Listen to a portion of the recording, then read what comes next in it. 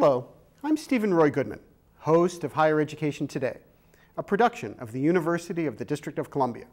Welcome back to Your Education Program, the program that connects you to contemporary issues, people, and institutions involved in the business of higher education. Today we'll be talking about accommodations for college students with disabilities. Dr. Dorling Joseph is the Disability Coordinator at the University of Maryland Eastern Shore. Her job is to provide access and equal opportunity to enrolled students with disabilities. Dr. Joseph came to the United States from Trinidad and recently completed her Doctorate of Education in Innovation and Leadership. Jonathan Young is Chairman of the National Council on Disability, appointed by the President and confirmed by the Senate. Jonathan is the author of Equality of Opportunity, the Making of the Americans with Disabilities Act. He is a former White House advisor on disability policy and a graduate of Yale Law School. Welcome to both of you. Thank you, Steve. Thank you very much. Well, thanks for coming. Dorling, if I can start with you, Sure. Can you tell us a little bit about the work that you do at the University of Maryland Eastern Shore in terms of a student who comes with a disability and how you provide assistance to a student who comes to you? Sure.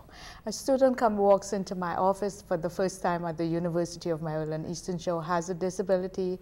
What is required is that that student is required to provide me with documentation of that disability from a psychiatrist, medical doctor, or psychologist saying that he or she has a disability, and usually on that documentation it will tell me what accommodations is necessary for that student to be successful at the university.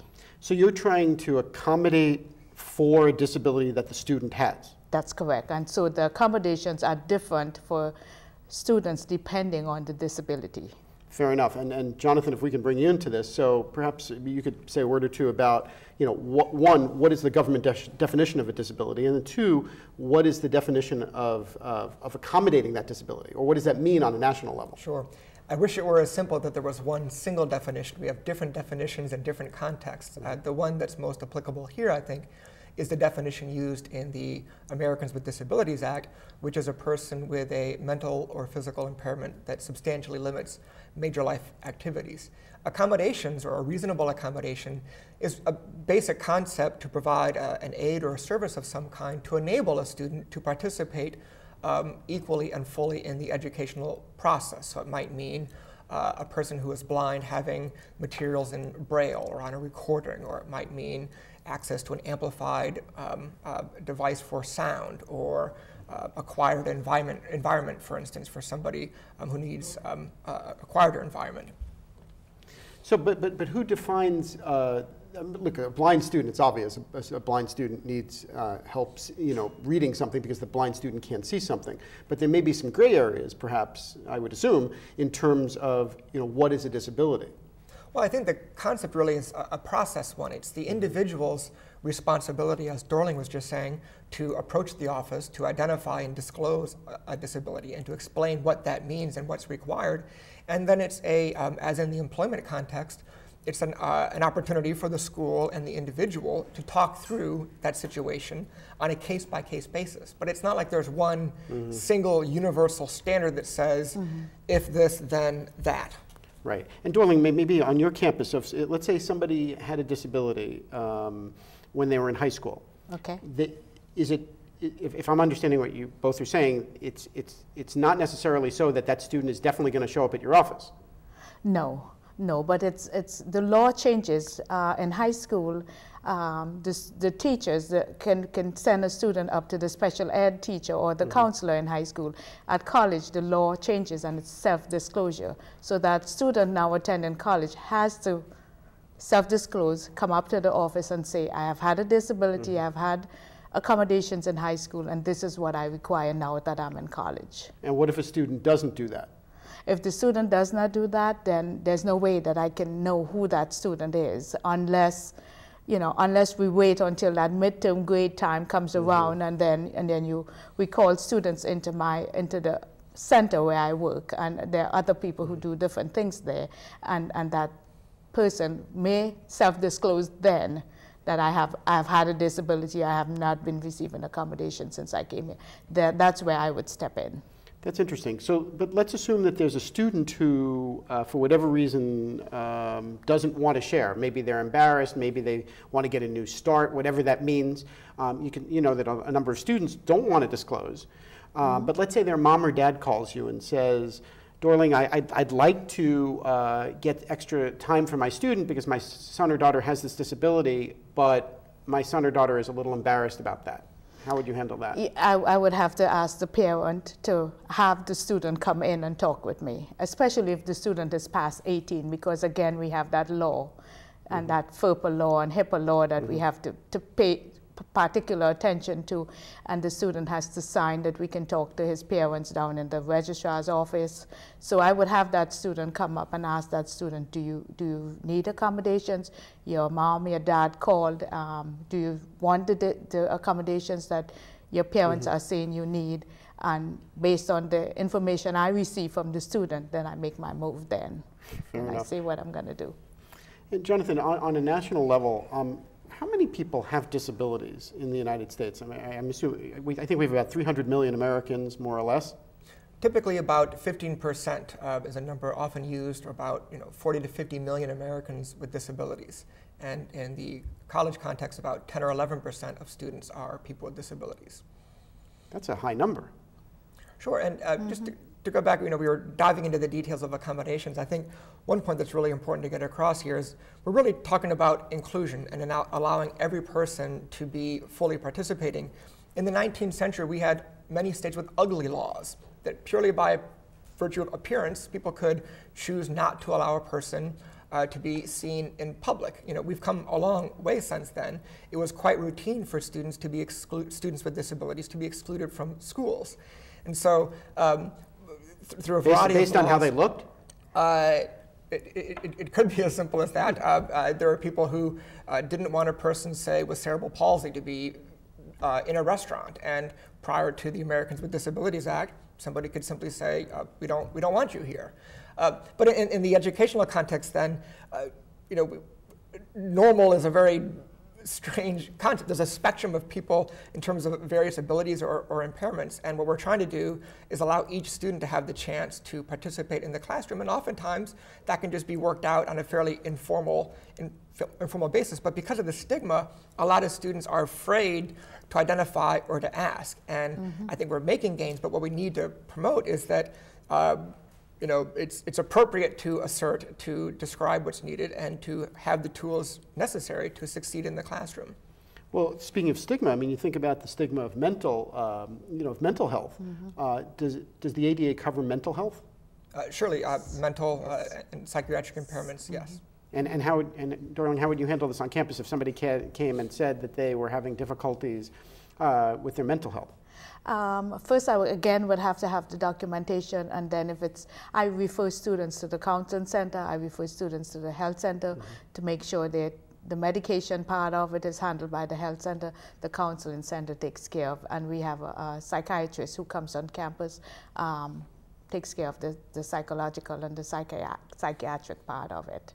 But you can now that we're having this discussion, you can kind of see how some students might be a little hesitant to come into your office. Let's say they were seeing a psychiatrist because they may be a little embarrassed about that and or worried about the stigma about that. And if I'm not mistaken, there have been some universities that have been less than helpful to students with disabilities, mental disabilities, because they're afraid of what can happen on campus. How does your campus handle that? Well, again, I try to make that student as comfortable as I could make that student, and I would actually ask the student, permission. Would you like to go to the counseling center? Would you like to see the psychiatrist? We're here to help you. We're here to help you to succeed in college. Do you really want this help? Do you think if you think you can manage on your own, then that's fine. If you need the help, then we need to work together so that we can provide you with the help that you need to help you to be successful here. But does everybody on your campus support what you're doing? They're supposed to. It's a federal law. It's a federal law. But aside from the actual law, but in terms of the day-to-day work at the University of Maryland, Eastern Shore, are there people on campus who perhaps are less than supportive of the work that you're doing with some of your students? Yes, there are, but we have an interdisciplinary committee that I'm a part of, counseling center is a part of, health services is a part of.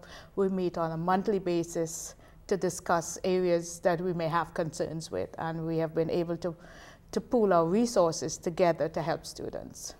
Fair enough. And in terms of resources, maybe Jonathan, if I could ask you this about resources,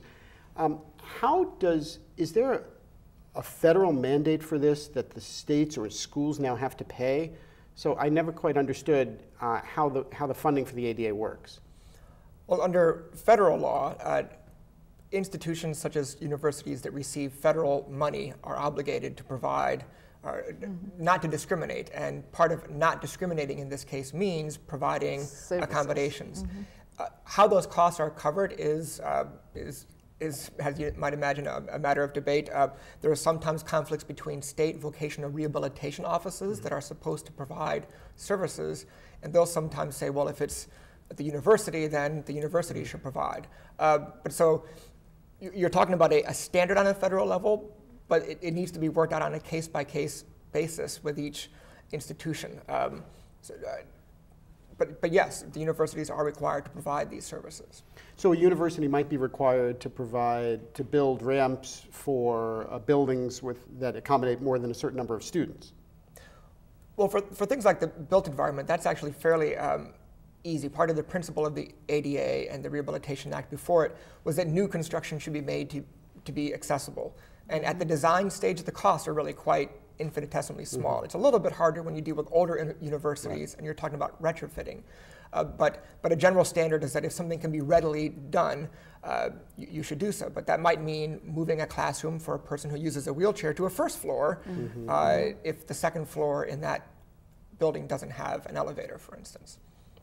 And that's in fact how you do it? That's how we, at one time, our financial aid office was located in a building without an elevator on the second or third floor. And what would happen, I would have someone from that office come downstairs and meet a student in a wheelchair or who needed accessibility and give that student the services that he or she might need.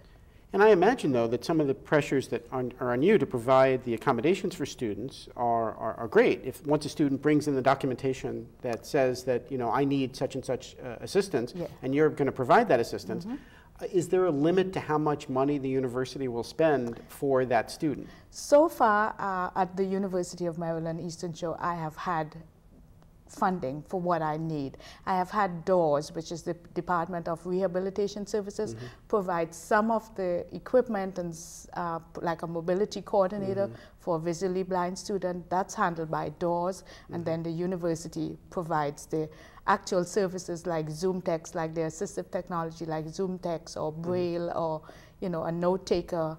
That part is handled by the university, yes. So if a note taker comes in to assist a student, so that money is going to come from your budget? Comes from the university, yes. But what if the university president says tomorrow that we're out of money and we have to cut the budget significantly? Oh, she would not do that. She couldn't do that. It's the federal law. There's a possibility that we can lose our funding, lose our federal funding for the whole university if we have a lawsuit and we lost that lawsuit. And have you had any lawsuits on campus? Not since I've been there. And you've been there for how long? I've been there for 22 years. So you're doing a good job. I hope so. Fair enough. And Steve, since you bring up the issue of cost, I think it's helpful to think of that in a broader context. So as a society, people with disabilities, as they get older and complete school, are going to be out looking for work. We have vastly high unemployment and underemployment for people with disabilities, about 75% unemployment. And we know from fairly reliable data that students that get through college have almost equal employment rates to their non-disabled peers. But if we don't provide people with the tools to succeed in the workplace, we have a higher chance of people seeking income support through public benefits programs and looking at potentially much higher societal costs. And so on a day-to-day basis, I think the attitudinal barriers are usually worse than the actual cost in many cases, and Dorling might support this. most things don't cost a lot of money. People fear that and think that, but most do not. But we really need to do this now in a way to give people the tools to succeed so they can be contributing to our national success, not being forced to seek income support because they've not had a chance to develop the tools they need to succeed. Well, and I think that makes sense. If you think about it, from where I'm sitting, a student who perhaps has a tremendous ability to be a nurse and now was never accommodated and now cannot be a nurse, we've now lost that nurse forever, right? Because that person is now not a nurse. I could see that. But I could also see the other argument, which says, is everybody destined to be a dentist? And how much money would it take to help a student, or a heart surgeon, right? How much money would it take to help a student to get the skills necessary to be a heart surgeon if they may not be able to physically do that? How would you handle it? I would say the way you're describing it there, you're making it sound as if somebody else is going to make somebody into, a dentist. Fair point. Perhaps the most important thing for students, for educators, for parents to, hear through this program is that, we need to hold high expectations for all students with disabilities, for all students, really, if we're going to, reclaim our greatness as a country.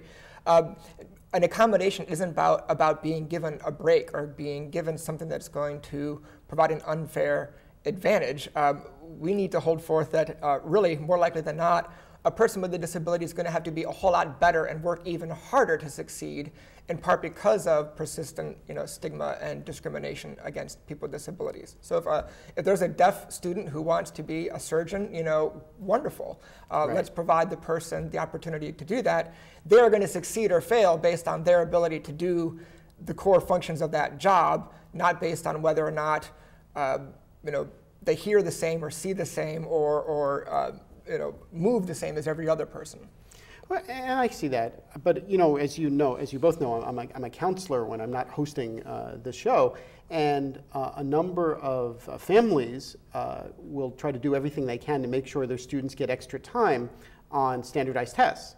And some people think that that's a great thing, and other people think it's not a great thing. And so you could see from both perspectives that some people think, well, student X is at an unfair advantage. Or you could say, well, a student really does need extra time because that student really isn't processing XYZ information. And we as a society want to encourage that student to do the best we possibly can. And I think it's really good to have these kinds of discussions and debates because we need to be talking about it, and these are difficult issues. I can tell you from a personal example, I was a student at Yale Law School. To try to make the story very short, 2 weeks before the bar exam, I'd had a problem with my wrist. I went up to New Haven, which is where my healthcare coverage was, to get a consultation because I had a dead bone, and I ended up having to be splinted and couldn't really use my right hand much. While I was there, it turned out that I had an infection in my elbow, perhaps from leaning too hard and studying too much. Ended up being hospitalized for over a week in New Haven with my arm suspended in the air trying to study for the bar. Got discharged 3 days before the bar exam and was able at the last minute to coordinate with the bar of Maryland to have extra time because I couldn't really handwrite anymore. Was that an unfair advantage, or did that let me participate in the bar exam that I otherwise would have had to delay because I was going around with a portable IV infusion pump with vancomycin? So these things make a difference to enable people like me to keep on moving through to return to being contributing citizens. Well, and you've obviously contributed more than just the average citizen. I mean, you've been one of the leaders in your field, and so I think it's clear that society has benefited, if there was some sort of societal scale somewhere, that society has benefited from you getting the accommodation on that bar exam. But I'm not necessarily sure that everybody would agree with me. We probably all agree here on this show, but I guess what I wanted to ask, if we could move on from this topic just a little bit, is what advice would you have for people who do feel the stigma? So in your particular case, if you're in a hospital in Connecticut, you probably don't care what the stigma is. You want to feel better. But there may be an instance when somebody comes into your office, Dorling, and feels a little bit of a stigma. Do you ever turn around and say to them, with all due respect, Johnny or Sally, don't feel the stigma, because you can contribute to society, and if you had these accommodations, I believe, as as the person at the University of Maryland Eastern Shore who's been doing this for a long time, that you could benefit. And if I were you, I wouldn't feel the stigma. I would definitely say that. What I would say, what I would try to encourage the students, what has helped you to be successful this far? What has brought you to this university? How did you get those high school grades to have the GPA to get here? And if you say to me that you have had accommodations, then I would, I would encourage you from the bottom of my heart to try to get those same accommodations to help you to continue to be successful. Do you have anything to add to that, Jonathan? Well, I would say the same thing, and I think this is, again, a broader issue. Thankfully, there's been, a huge advocacy, a disability rights movement. There are a lot of peer support groups. There are a lot of individuals who are encouraging and supporting one another. We're seeing, more, groups of students with disabilities.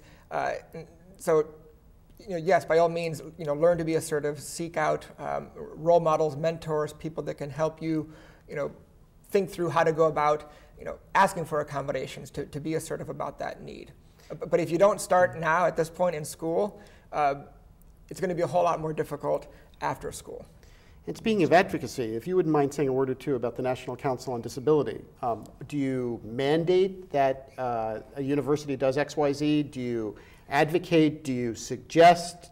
What do you do as a The National Council on Disability is a tiny federal agency of 15 Senate-confirmed presidential appointees. Our mission is really the same as the ADA. It's to promote full participation, equality of opportunity, independent living, and economic self-sufficiency for all Americans with disabilities. We recommend and advise the President and Congress. We can't write regulations, we can't require anything of anybody, but we can advise and recommend. And you do? We do indeed. We have, we were actually the entity that recommended and drafted the Americans with Disabilities Act. We have recently, we had published a report about emergency preparedness, which led to a lot of post-Katrina legislation about including people with disabilities. We have published a variety of reports that are available on our website, and at this point, we're moving in a direction of recognizing that we've been recommending a lot of things for a long time, and a lot of those are as relevant today as they were 25 years ago. We're trying to move more toward implementation, trying to be a convener, a facilitator, trying to collaborate with other decision makers. And you mentioned 25 years ago. How would you compare universities now in terms of accommodations versus 25 years ago? We've made a ton of progress. If you look at early examples in the disability rights movement, parents and students just fighting tooth and nail to get the most basic access to attend a university. Now you go to university web pages, you do a quick search for disability accommodations, and you can find offices like Dorling's. I looked at my alma mater, UNC Chapel Hill, and there's a mission statement, a 10-point set of policies. And I think people are very much leading in that direction, in part because they've seen the benefits that people with disabilities, the contributions they can make, and the benefits of the ADA. And are there one or two universities besides Dorling's University that you would like to single out for doing a particularly good job? Reluctant to sort of single out universities. One of my staff, I asked them to look around, and they mentioned sort of Syracuse University had a really solid web page that she just said we wouldn't even have seen that years ago. Just even the awareness to put it out on record, because once you do that, there's a level of accountability. Right. And I think we're going to be out of time shortly, but can I ask each of you to maybe give some advice for some viewers in terms of what you would suggest if students are kind of thinking or hesitant to come into your office? I would say please come into the office, self-disclose, get what you need, get enrolled in college, and get out to the world and make a difference. Fair enough. Make a difference. To people with disabilities, I would say to work hard in school. People that complete high school, complete college, have vastly better job prospects. I also want to mention veterans. We're paying extraordinary costs through Iraq and Afghanistan, and many people with disabilities emerging from those conflicts. And I think we need to look to our colleges and universities as ways to provide them opportunities to re-engage and continue their service to our country. Fair enough. One of the things that we didn't discuss was the issue of focusing on your strengths. in my counseling role, I often counsel students to focus on their strengths. Everybody's got a weakness. We all have weaknesses in some regard, but I usually emphasize that ultimately what's going to make a difference is whether or not you're going to take your strengths and run with those strengths. Would you both agree with that? Agree. Absolutely, and briefly, I was a jock in high school. I never really cared much about school. I broke my neck in a wrestling match, and suddenly I had to sort of retool my entire approach to life, and suddenly in college, focused on school, but that was recognizing my relative strengths, after my injury, to pursue a PhD and then law school. Fair enough. Thank you both for coming very, very much. You're welcome. Thank you. You're welcome. If you would like additional information about disability services at the University of Maryland Eastern Shore or about the National Council on Disability, please visit their websites at umes.edu/CAAS or ncd.gov. Thank you for watching. We will continue to bring you quality discussions about important matters in today's college and university world. Please join me again for another edition of Higher Education Today. I'm Steven Roy Goodman, and you've been watching Higher Education Today.